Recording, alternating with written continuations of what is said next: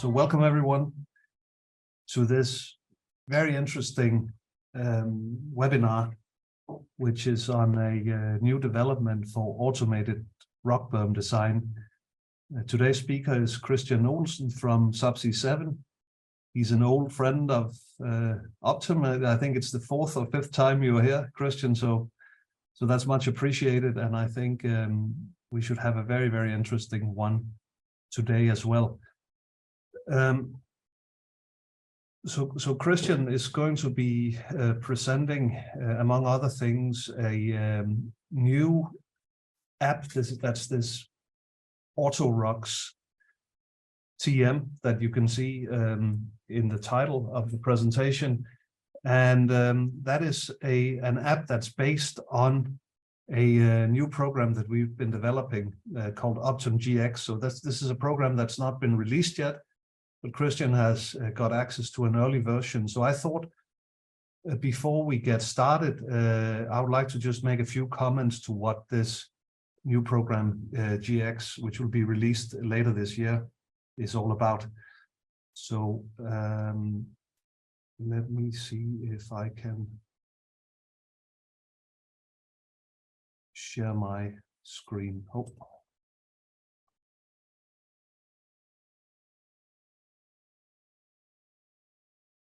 Comes here. So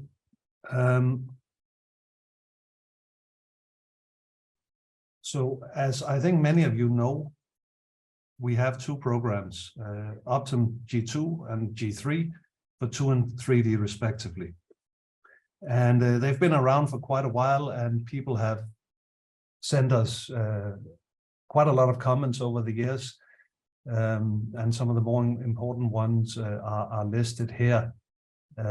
First of all, the stage manager, there's been some say complaints, but there's been a consistent comment about that the way it works in G2 and G3 is that all stages are independent of each other. So if you want to change a property, for example, the length of a wall in sort of a sequence of excavation stages, then you basically have to go into each stage manually and change that property, which is not really ideal.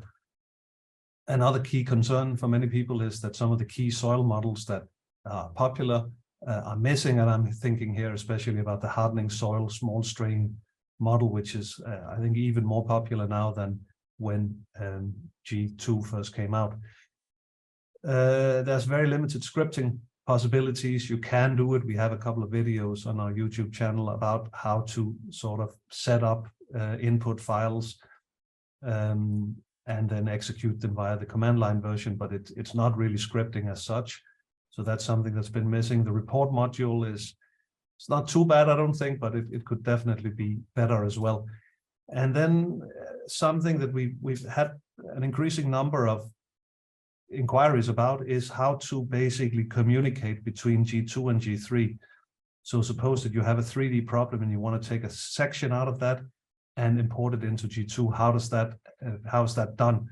And to make a long story short, it can be done, but it is somewhat involved and not really as easy as it really should be. So regarding this last point of communication between 2D and 3D, or G2 and G3, you could ask yourself a question in another way, as it says here, the world is 3D, so why then do we insist so much on 2D? And I think it is, and there's good reasons for that as well, but it is definitely also a bit of a geotechnical specialty. By now, most other areas of engineering are in 3D by default. So I'm thinking mechanical, aerospace, various sort of structural engineering areas. They're in 3D by default. This is actually a snapshot from our program Optum CE, concrete solution for design of reinforced concrete buildings. And in this program, the model is set up in 3D. It goes very much with the sort of the idea of BIM, building information modeling, which is inherently 3D. And then, of course, you can choose to do the calculations in 2D or in 3D. So you can do a full 3D calculation, or you can take out a section of wall and do a sort of a plane analysis. In geotechnics, something that also we've had an increasing number of inquiries about is how to deal with this sort of terrain data, as we see here, in terms of digital elevation models, or in some terms of some sort of XYZ coordinates, that a cloud of points that define a terrain. So you could somehow create a 3D model and then do a 3D analysis, say a factor of safety analysis or whatever. But I think it would be a good thing to also be able to extract 2D sections. For example, a section here, I would like to see a factor of safety for that, or a section over here, if nothing else than sort of for quality assurance purposes.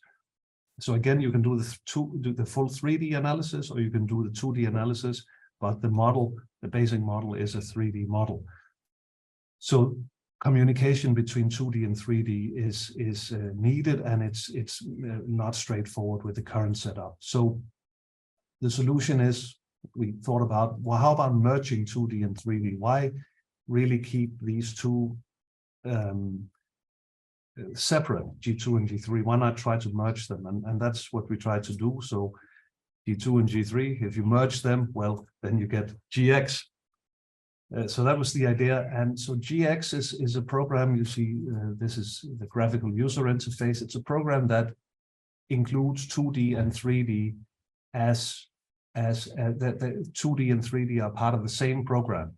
And 2D, I should say, is actually plane strain or axis symmetry. And then we have a 3D canvas as well. So you can really sort of work in whatever dimension you like within the same program. And of course, transfer data back and forth between, say, 2D and 3D models. So I think that should be quite convenient.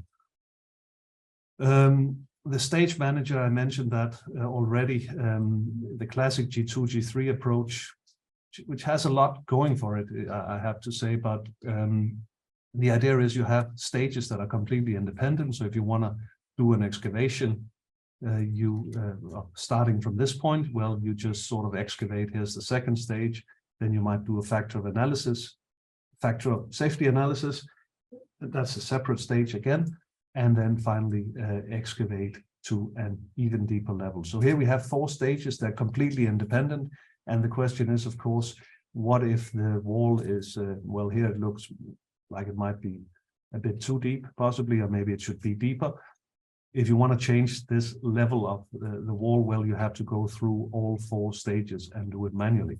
So that's not really ideal. All stages are independent. So the new concept is to work. We have a hierarchy of what we call models, and everything, the geometry, all the geometry is controlled at the model level. And then a model may have stages where you do certain analysis. So for example, in this case, the model looks like this. And we have the first stage, that's an initial stress stage where we calculate the initial stresses. Then we excavate, that's a separate stage, then a factor of safety analysis, and then the final excavation stage. Now, all these stages inherit the geometry from the model. So if you want to change the level of the wall, well, you need to go into the model and do that once, and then that change is reflected in all the stages. So that's in many cases more convenient. You can still run in the old G2 mode as well. We sort of wanted to insist on that, so where you just link independent, in this case it would then be independent models. So both modes are possible to run through. So it's not a complete change of the G2, G3 approach, but rather an enhancement of it. New soil models, and I wanted to just mention the hardening soil small strain model, which is sort of a de facto industry standard. I think it's safe to say. You can say things for or against it, but it is what it is, and it's now going to be included in GX. Small strain stiffness, of course, is one of the main advantages of this model, and that's something that's becoming increasingly more important and common to consider. So that is good. We still have our hardening more Coulomb model, which is similar to hardening to the hardening soil small strain model. I believe it has more consistent and also more, let's say, user-friendly specification of the small strain parameters, we were able to come up with some correlations between the larger strain parameters E50, for example, and the small strain parameters E0. So I think that's quite an improvement, but both models are available. The AUS model, the anisotropic undrained shear strength model, which caters for the case where it's a total stress model for undrained analysis of clays, and it distinguishes, and I have to stress this, in a consistent manner between undrained shear strengths measured in different tests, so triaxial compression, extension, and simple shear. So there's been some discussion about how exactly to do that. We are going to come out with a new version of the AUS model, we call it AUS2, which really, I think, is really quite consistent with the physics that we're dealing with here, and also includes small strain, the possibility to include small strain stiffness. Improved models for structural elements. So, for example, a sheet pile wall like this, well, usually it would be modeled as linear elastic, perfectly plastic. But of course, what happens in reality when you bend this wall is you're going to have plasticity in it's going to spread from the outermost fibers and in towards the cross section. So you're actually going to have something like this, a curved moment curvature diagram. So that's now possible to work with as well. Python scripting has been included, so you can basically take full control of the program via Python. So set up your models via Python scripts. I think that's really quite useful, especially in 3D. So of course, I think the way I use it in most cases is a combination between mouse click and then scripting, but and then that combination is definitely possible, and I think this is quite an improvement as well. And then plugins, which kind of relates to the Python plugins, which relates to the subject of the webinar today. So with the Python scripting possibility, it is possible to also create small plugins. So a Python script that does something, that sets up a model or does some calculations, does something, but also have a small user interface to basically go along with the script. So that is a kind of an inbuilt app, or as it's called, a plugin. The idea being that quite often you tend to do the same kind of problem over and over again. So instead of setting that up with mouse click, you could have a small app that would sort of make life easier for you. Or there's also the possibility of more specialized apps like the one Kristian is going to talk about today. So these plugins, we have a completely open framework, so it's something that anyone can do. We're going to come out with a manual of exactly how to do it, and with some examples, some templates of how to create apps, for example, like this one. This is one I did a long time ago, actually, for G2, but it's now been upgraded for GX. So it's a bearing capacity of a 2-layer soil. And the idea being, instead of setting this up in GX manually with mouse click, well, you have the parameters that define the model and sort of a plugin like this. You enter those and then you press the GX run icon, and the result is sent back to the plugin. So these plugins are accessed via GX.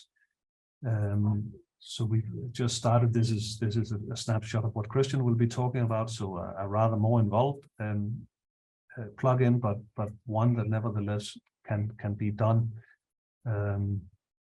This is one I've been working a little bit on myself. Called a GeoLab. It's sort of a soil lab.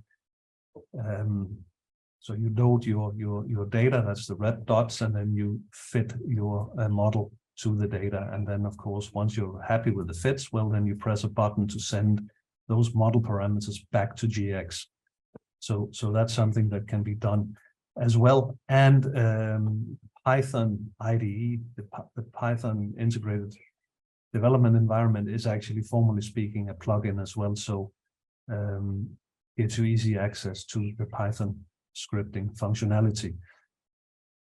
And there's various other new features, transient seepage, embedded piles, new solvers, which have resulted in quite a speed up, improved result visualization and manipulation, improved reporting, and a lot of other things that I hope will be useful. So to summarize, it's G2 plus G3, merge those, and then you get GX. And as I said, that's coming later this year. But I'll now hand over to Kristian again, and thank you. He will give his presentation. And I should say as well that we will have a Q&A session at the end of the presentation. So stick around for that. Thank you. Just the balloons here. We just installed the biggest suction piles in Norway. So obviously we have balloons in the office. That's how it goes. So I'm about to share a screen here. So automated rock berm design. And thank you very much for having me to this webinar once again. I think last time I had a beard that was extremely big because of the corona, but now it's all gone and we're nicely shaved again. Who is Kristian? I'm currently discipline manager at Subsea 7. Written a few publications, have some inventor of the year awards in Subsea 7. I have a few patents. I'm a member of the ONS technical committee.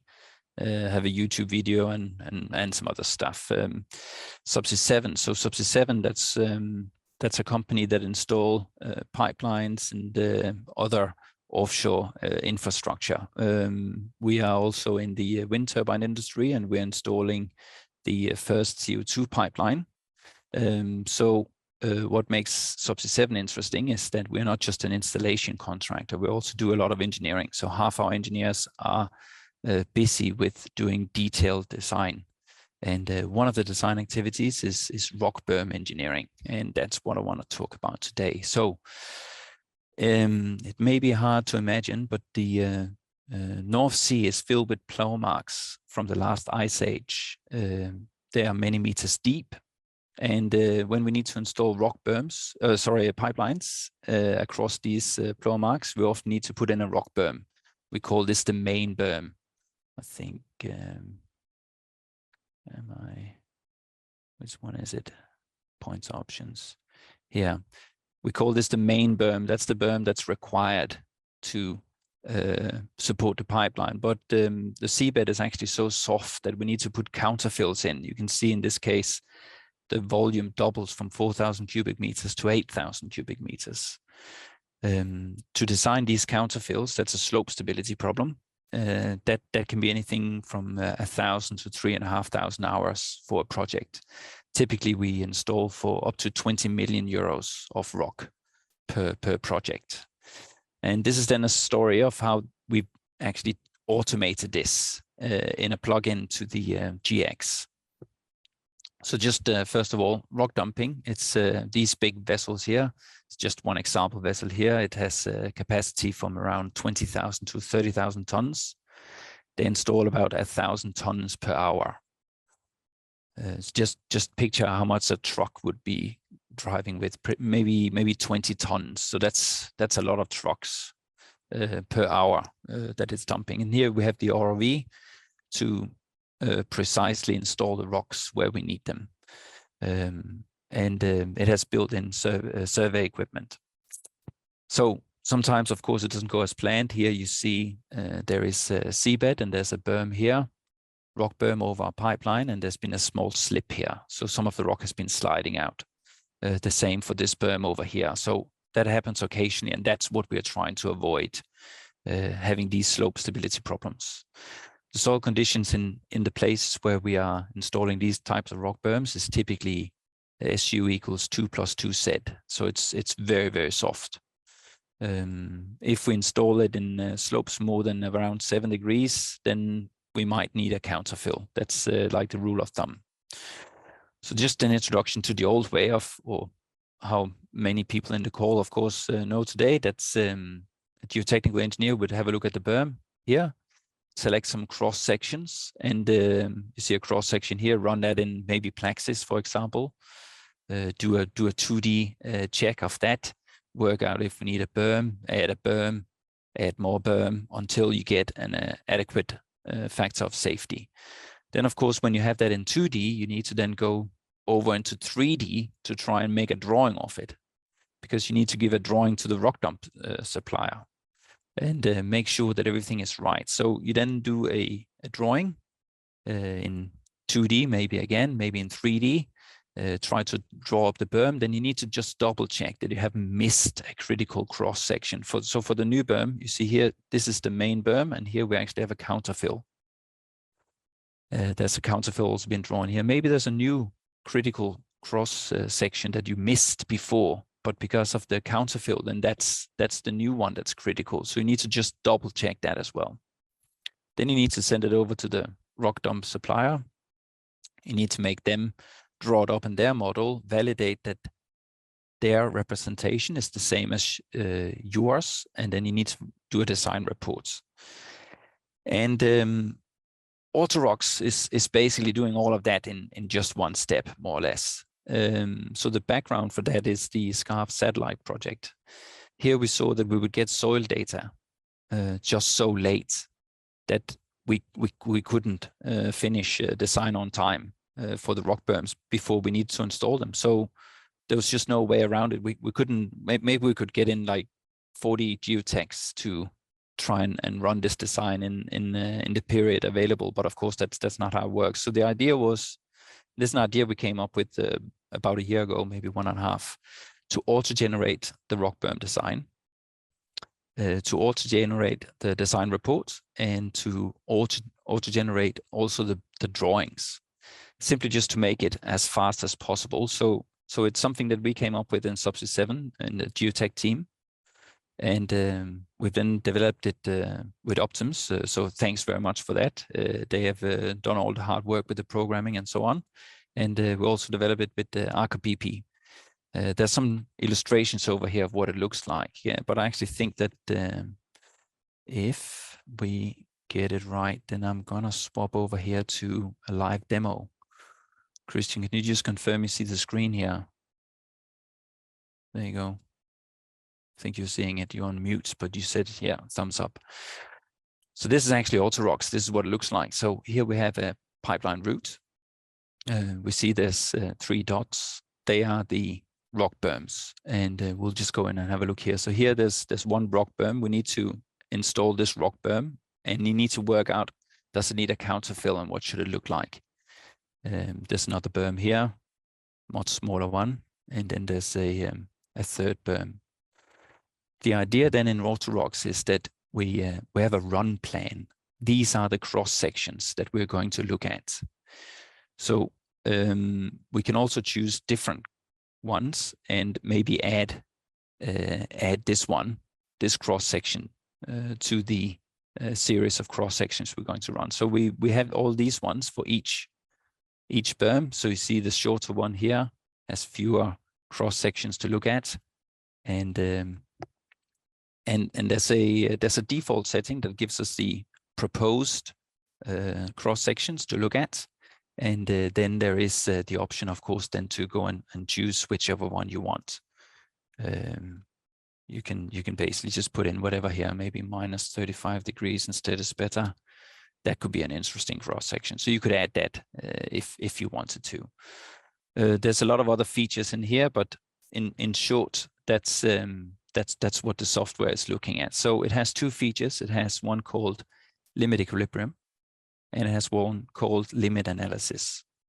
And I think before we actually run it, I want to just talk a bit about those 2. I think it would be, let's just see here. Now we're over here. I'm just going to share back to the presentation. This one here. So before we get started with the software in more details, we need to understand that there are 2 different analysis that the software is doing. The first one is limit equilibrium. So limit equilibrium is the most widely used for slope stability.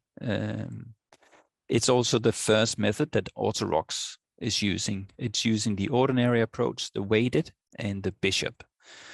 There are some known problems with limit equilibrium. Not all people are too familiar with this, but it actually doesn't fulfill the equilibrium for stresses.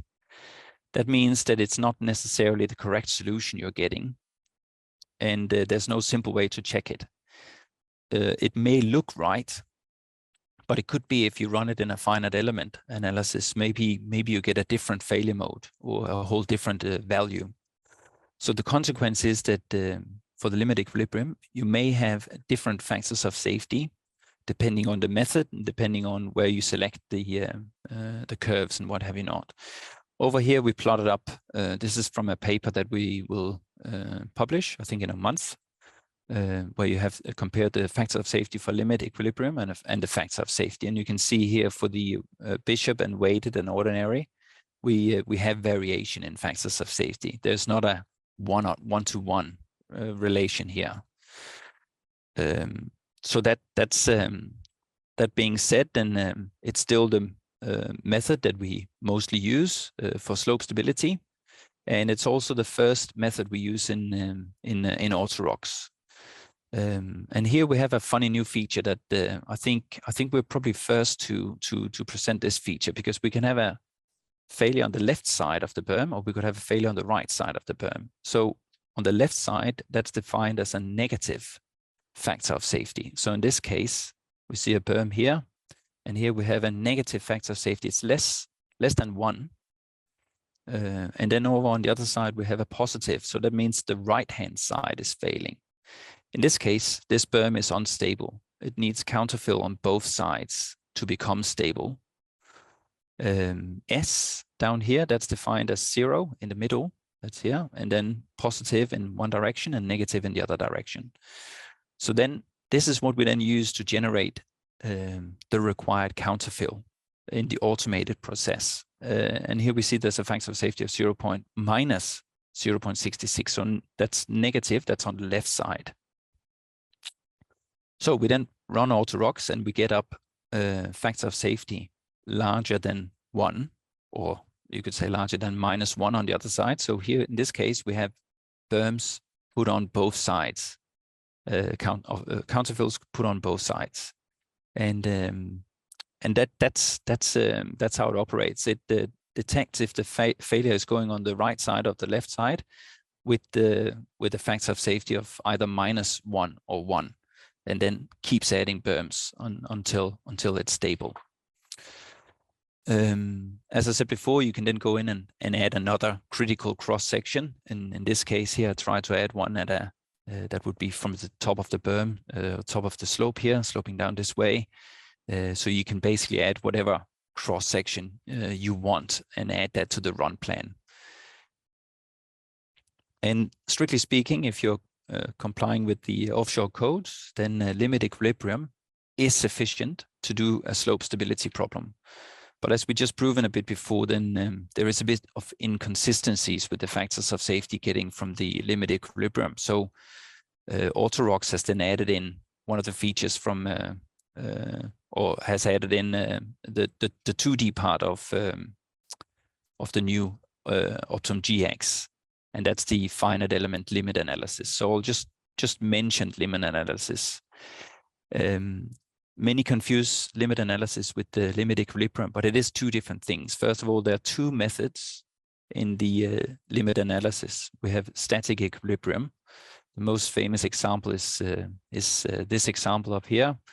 It's possible you need to study that if you haven't seen it before, but the idea is we look at what is the maximum force we can apply on a foundation.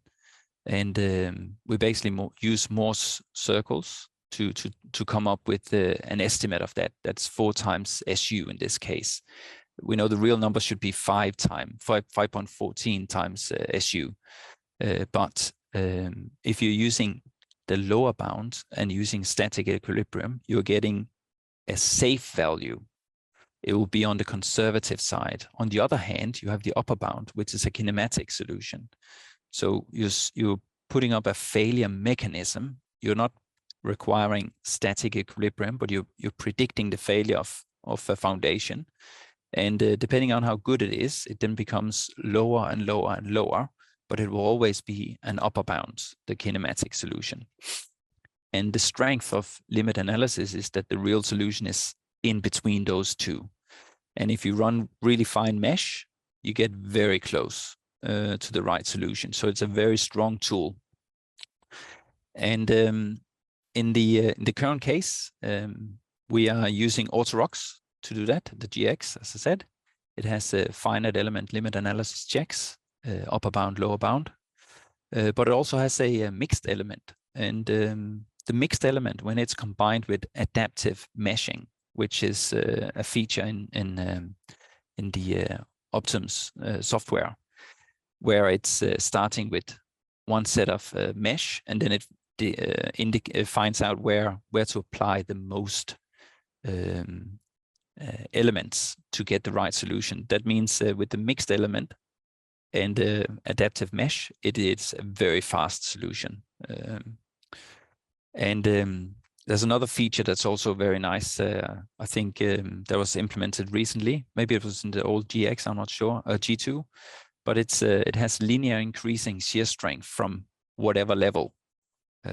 That's very convenient when you're dealing with North Sea soil, because you typically have a very low strength at the top, but then it increases linearly with depth, and that feature is used in the Autorox from OPTUM GX. We are actually live on a few projects with the Autorox already. One example is the Orkia project, Fasselmus, where DNV has completed independent verification. They've looked at 2 berms run in Autorox. They used Plaxis instead, and we're getting very, very close to the same values here. There may be some minor differences between the 2 models, so I think it's spot on where it should be for 2 different softwares solving the same problem. So we're very pleased with that. The example I showed you before, we'll go into one run in a second. The example I showed you for 3 berms, I've shown them here in the limit equilibrium run. Then that is 62 seconds. So to run it is 1 minute in limit equilibrium. But then we also want to have the limit analysis, and that is a finite element solution. So we need to run that for 450 seconds. So this is the result of the analysis. We get the rock berm volume, an estimate of how much time that takes in the conventional design. Try to outline it here. But basically it comes down to the time factor between running it in Autorox and running it in manual is 1 to 916. So we are basically doing what we used to do 916 times quicker. If we didn't want to use the limit analysis, it would nearly be a factor of 1 to 10,000 quicker, just considering the limit equilibrium. So I think we will have a look at one example then. So I think, let's have a look here.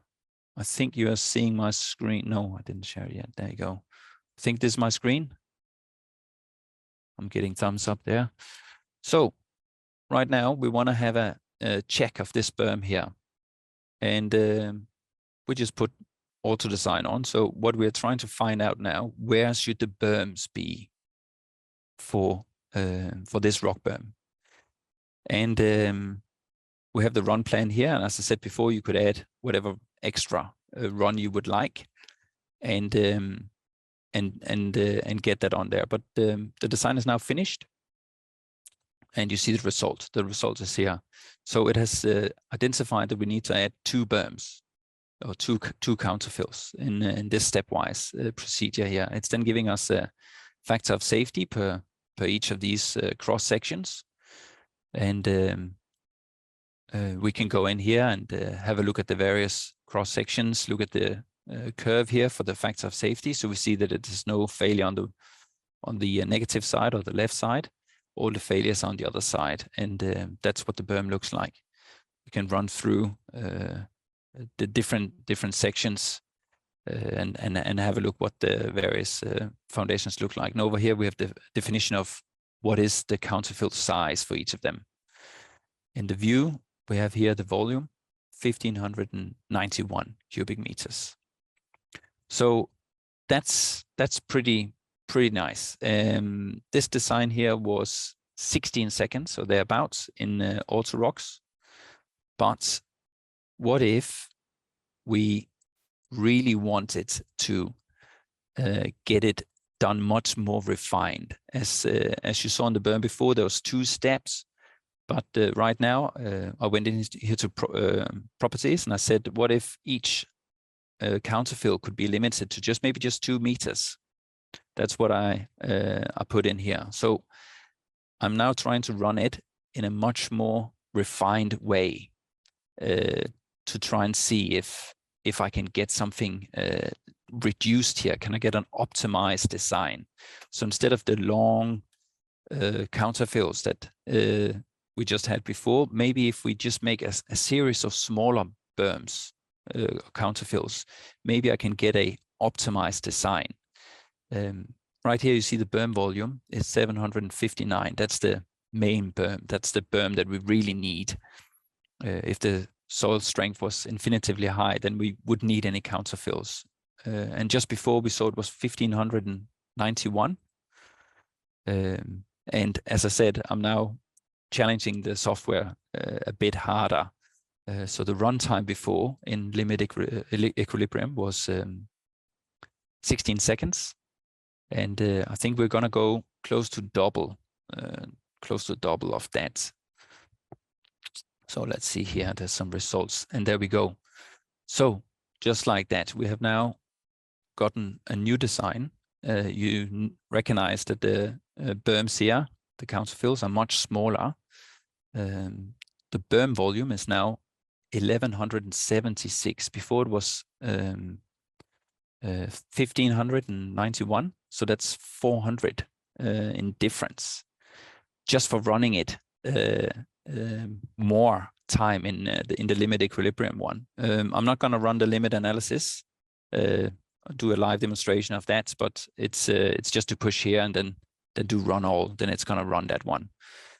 Also, we just ran the one. I could just go and for example, check this this here berm here as well, but that has no there's no failure for that. It just came up here. You saw that 2.1 in each case for the for this berm. So I'll just go back again. So I think what you saw here now was kind of the power of this automation. In just a few seconds, it did all the counterfills and draw it up for me. I can add more cross sections if I wanted to, and it will just give me the counterfill needed for those ones as well. So this is really one of the really powerful things we get here. Instead of checking the few cross sections by hand, then this one just in seconds check whichever one you want to have checked. And let's see here. I think I'm sharing screen again. I'm sharing, Kristian. Yeah, I think I am. So this was then in the refined auto design. Then I did spend up to, I think, 33 seconds in the limit equilibrium. The limit analysis for that one berm would be 1.5 minutes. So the savings is 400 cubic meters for just spending a few extra seconds. That's 1,000 tons of rock. For that particular berm, that's 27% reduction in rock tonnage, which is significant. That is a substantial amount of money saved here. We need to remember the rocks have to be produced onshore and then sailed offshore and installed subsea at typically 400 meters water depth. Not all berms, of course, have the potential to be reduced in the same manner as the berm I just showed you on the screen. But some do. Here's another example. I think I'll just get rid of this one. Here's another example. We have a 7.5 meter berm. This is on a live project as well. And we see here we've attempted to make it work. 7.5 meters berm. You need to understand that this is at clay strength that is just a bit stronger than yogurt, and we are planning to install a 7.5 meters berm on top. The rule of thumb is that typically if it's more than 5 meters, we can't make it work. And you also see on the top, the first attempt, the counterfills are simply running out of the screen. We can't make it work. It's just too much. But then we made an attempt here with the extreme fine run, and the lower picture here actually shows we made the berm work in these conditions for 7.5 meter one, 1,100 cubic meters. So that's probably close to 30,000 tons of rock. It's more than 120 meters long. I think to make this one work in reality, we'll probably need to install the first 1 or 2, 3 meters in an early season, and then maybe top it up towards the end of that campaign. But I think this would enable us to install a much bigger berm than previous.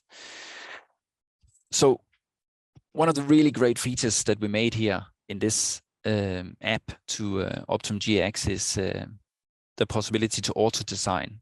But another thing which is also extremely time-consuming is that it actually auto-generates drawings as well. So the drawings we make is a step file. They are made in a second. You just push the button and it's generated and saved. So it's a step file that's a 3D volume in the 3D space. So it's located somewhere in the space and has a volume. And it turns out that we can just send these ones in an email to the rock dump supplier, and they open directly in their software. And it's instantly where it's supposed to be. So you see the picture here is from the top one is from Autorocks, and the bottom one is for one of the rock dump suppliers. They put it directly into their model, and they can then directly see if the berm is at the right place, because then you'll just add the pipeline on the route, and if the pipeline goes along the middle, then you know the berm is where it's supposed to be.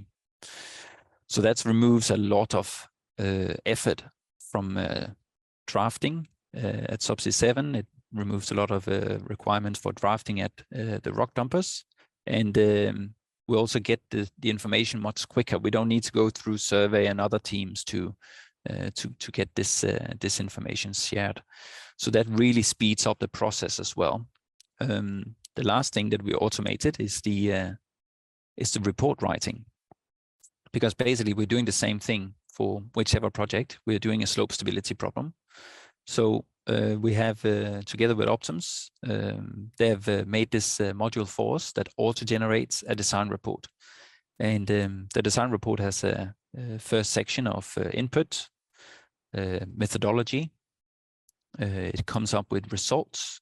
And then in the appendix, there's the critical cross section identified for each berm, with the factors of safety and limit analysis and in limit equilibrium. So you get both of them, so you can compare. And there you also see that there is discrepancy between the two. Limit equilibrium isn't giving you the 100% right failure mechanism and factor of safety each time. There is a bit of fat to it. So what's the significance? Well, I think for us, we can now very quickly help our clients on the site investigation side. We can find out where's the largest berms going to be. There you should put your soil sampling. Also, we can do much earlier rock installation now. The time between we can do the counterfill design and rock installation, normally that's a year. I would say that now we could maybe do that in a week.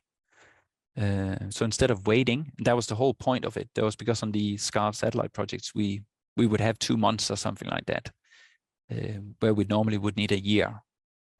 We can also get improved accuracy during tenders. We can minimize the rock dump design. I ran a live case here where I reduced the rock tonnages with 27%.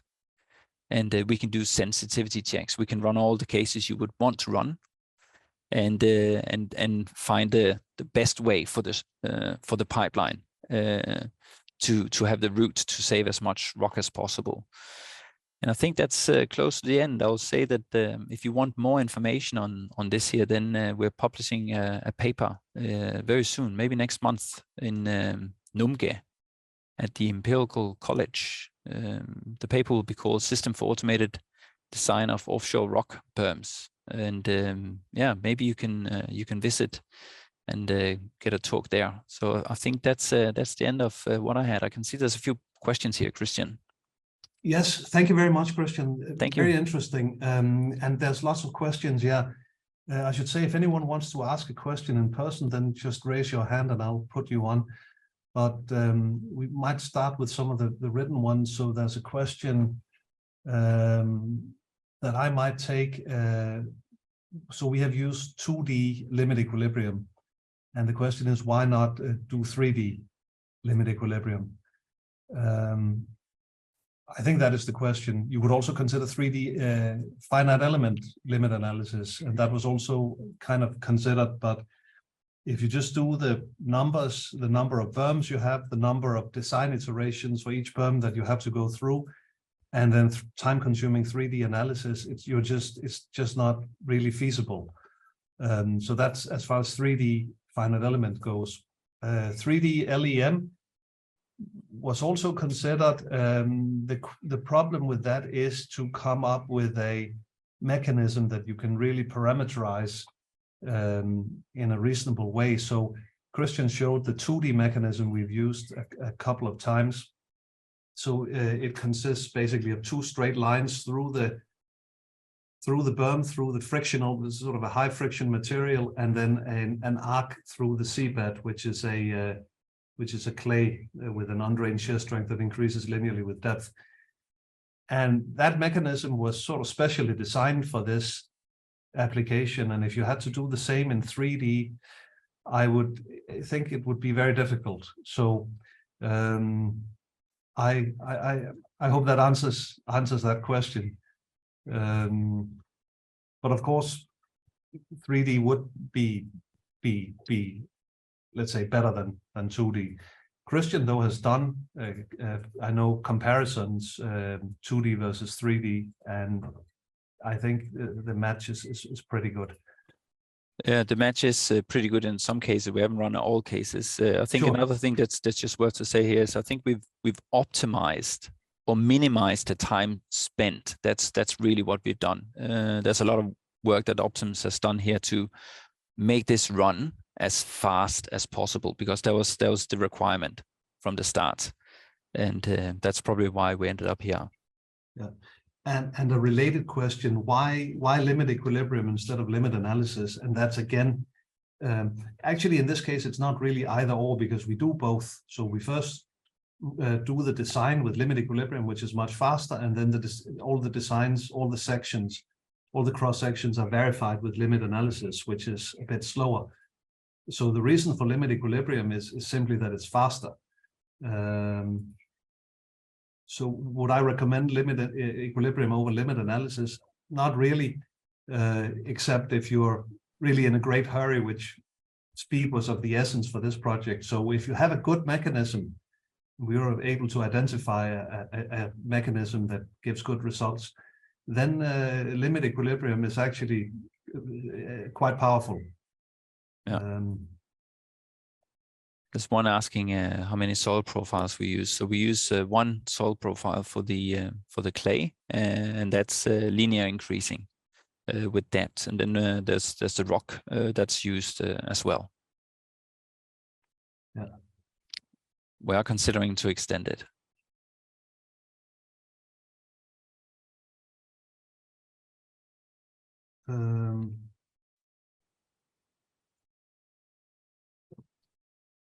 So then there's a question, as far as the soil properties at different locations of a lengthy pipeline is concerned, aren't we supposed to manually make an entry of the soil data for each and every location? So we are doing that. I'll just show you here that I'll see if I can. No, I think I'm not presenter anymore. Oh, no, I hear him. 1 second.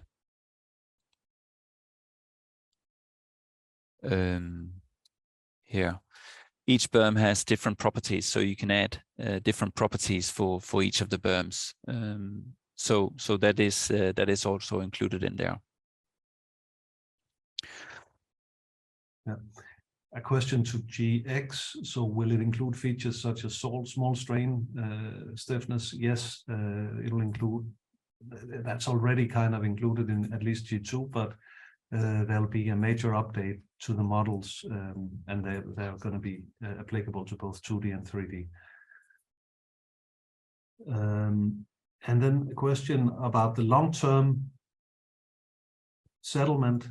So settlements is separate from this check here. That would be on a case-by-case basis. So the software is not considering that. It's a really good question though, because sometimes this can be the settlements can be very, very high for these berms. So it's something also needing to consider. Yeah. And also just another GX question. Can the Python scripting tool be used for exporting results such as bending moments and deformations of sheet pile walls? Yes, and that is a major motivation for that, to basically be able to, let's say, to a certain extent, design your own reports, right? If you want to group figures together in a kind of a customized way for using your reports, then that can be done. That's something I'm using myself actually at the moment. And as I indicated, we will release the software with a collection of example plugins that you should be able to copy, or at least sort of hopefully learn from, and also some templates for the let's say the graphical user interface that goes with the plugin that's written in PyQt, which is sort of an addition to Python that allows you to make relatively simple graphical user interfaces, and also more complex ones actually.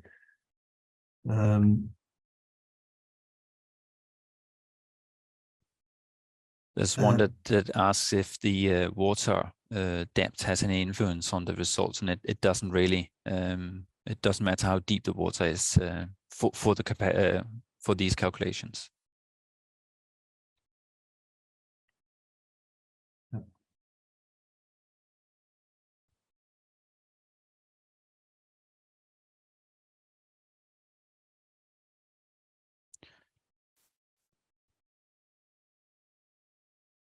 There's one that's asking about the difference with the factors of safety and how they're derived in limit equilibrium and limit analysis. I think it's a longer answer for that one, but limit equilibrium looks at the driving forces and the stabilizing forces, and then gets a factor of safety from there. And the factor of safety in limit analysis is derived in a different manner. It finds the failure mode and determines the factor of safety for that failure.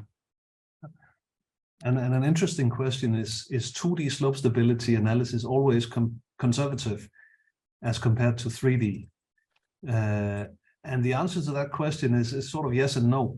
It's yes if you identify the critical section, right? So that's why when we have that's why we have this run plan where we basically define a number of sections to be checked, and we do that with a reasonable spacing so that we think, and I think it's safe to say that we don't miss a critical section.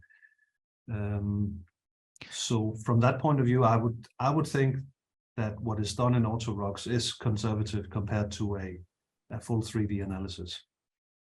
I think so too. We're proposing a master thesis at Subsea 7. So if a student is out there who would like to investigate and maybe have a play with AutoRox and then run it in a 3D software to see if you can compare, then we're looking at a master student to look at that.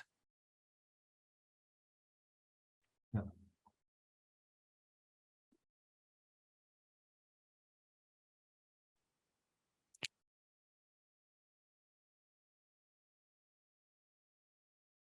There's a Python question there for you, maybe. Yeah, what version of Python will GX be compatible with? I think we're using Python 3. at the moment. So we're using the latest version of Python, basically. So that's, I don't know if it will be compatible with older versions, but definitely the latest version. There's one here asking a question quite specific. So when you're installing rock offshore, then they don't just land on the seabed and then stay there and you have a perfect boundary. So they land with force, and the clay is also very loose, very soft. Sorry, so be squeezing in a bit of a rock into the clay. So industry practices, we use the strength at 20 centimeters, and some might think that has no difference, but because it's linear increasing with depth, and it actually has a major difference. We've validated that on numerous projects where we're using the 20% depth strength, and we haven't seen any failures for that. Yeah. Typically, if you use the strength at seabed, you actually wouldn't even be able to install something, typically.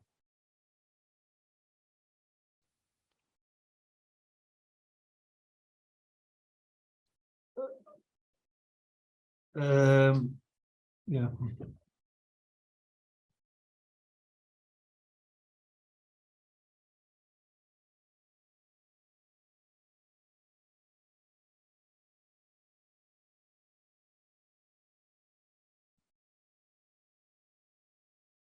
There's one asking if the software will be used on other routes. It's a Subsea 7 owned software, so Subsea 7 will be using it worldwide.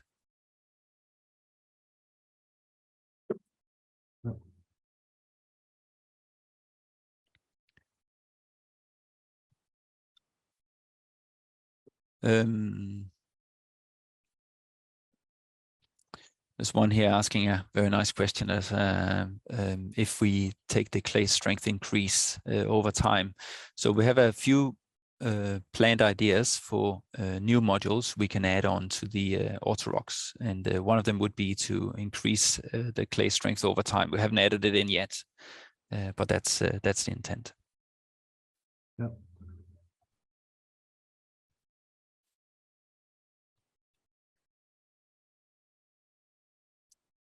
I think we answered most of the questions, Kristian. I don't know if you agree on that.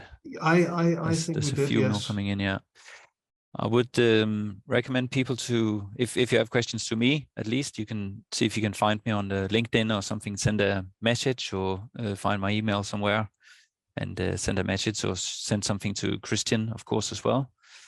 But I think I would just like to, I would like to thank for the opportunity to present here again. I think it's been very good, very nice. Yeah, and it's been our pleasure, Kristian. So I think that was really quite interesting, and yeah, I would like to thank everyone for attending and participating in the Q&A as well. And we will have another webinar coming up soon. Some announcements will be sent out about that.